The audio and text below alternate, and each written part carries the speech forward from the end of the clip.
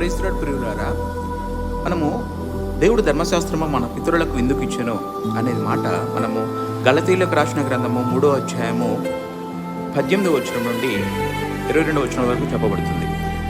ఆ స్వాస్థ్యము ధర్మశాస్త్రం మూలముగా కలిగిన ఎడల ఇక వాగ్దానం మూలముగా కలిగినది కాదు. అయితే దేవుడు అబ్రహామునకు వాగ్దానము వలననే దానిని అనుగ్రహించెను. అలాగైతే ధర్మశాస్త్రం ఎందుకు? ఎవనికి ఆ వాగ్దానము చేయబడినో ఆ సంతానము వచ్చే వరకు అది అతిక్రమములను బట్టి దానికి తరువాత ఇయ్యబడిను. అది మధ్యవర్తి చేత దేవదూతల ద్వారా నియమింపబడిను. మధ్యవర్తి ఒకనికి మధ్యవర్తి కాడు గాని దేవుడు ఒక్కడే. ధర్మశాస్త్రము దేవుని వాగ్దానములకు విరోధమైనదా?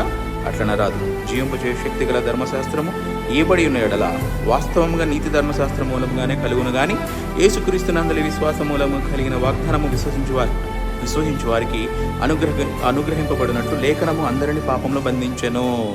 ఆమేన్. హల్లెలూయా.